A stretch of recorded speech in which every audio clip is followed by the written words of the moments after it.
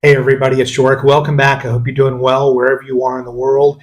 Today's video is talking about another proposal that Portugal is making. It's not finalized yet, but it looks to potentially take effect January 1st. That's going to impact those of you who have ancestry that are Sephardic Jews that are looking to naturalize as a way to get into Portugal. So I want to talk about this because there are several subscribers who have mentioned and commented to me that this is how they plan to get to Portugal. I've met a couple of people who are here because of it. They use this method to get here. And there are several more, a couple of clients, as well as a few people that are still living abroad that are considering this but haven't started the process yet. So I wanted to just make sure that people are aware of this. So if this is how it gets finalized, and you might have some time to try to get an application in under the wire. So it looks like, if I can put it up on the screen here, January 1st, the proposal is to remove this particular method of immigration, which is nationality by naturalization. So if you can prove the history of your family being tied to Portugal, and from the side of being a Sephardic Jew, you would be able to obtain this naturalization into the country. And so they're saying that over 262,000 people in the lifetime of this program have applied, of which 75,000 have been granted this status. And just to give you a comparison, I know several videos have been about NHR, and I've made them as well as others. About 23,000 people had been granted NHR status over the last decade. So you can see a few times more people have been able to get into Portugal through this type of naturalization.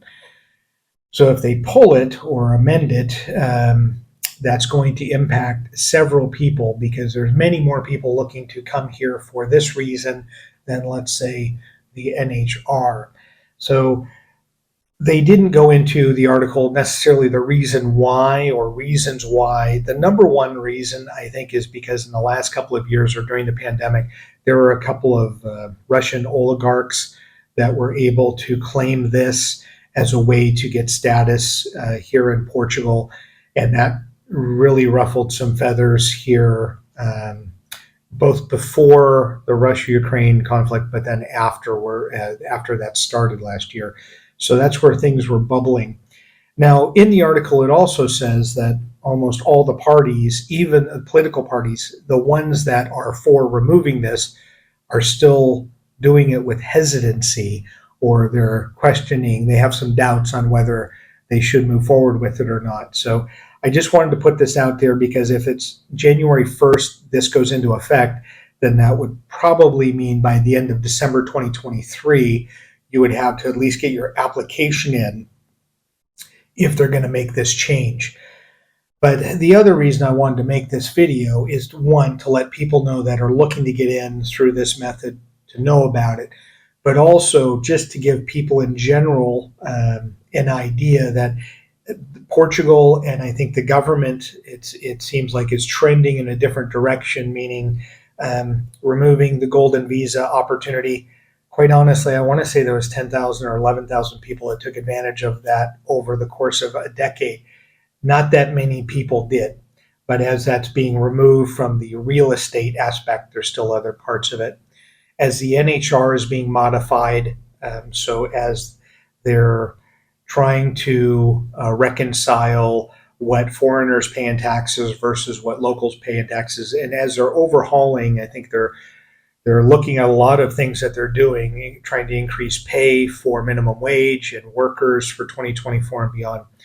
As Portugal's doing this, it would stand to reason that the different types of visas that they use throughout Portugal and throughout the EU to get in might be reevaluated in the coming years. So where I'm going with this is, if you're following me, you're probably following a lot of the other bigger people.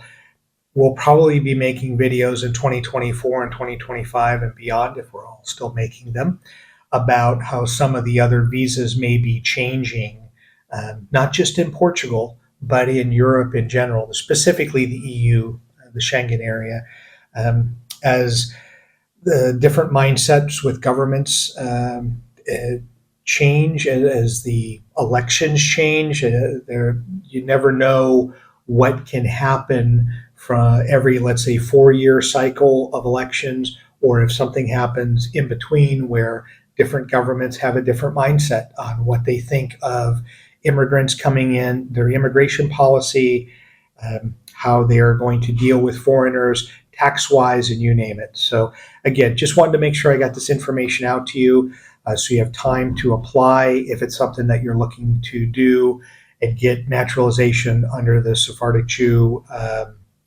elements that Portugal offers. As always, thank you so much for following the channel and enjoy your travels.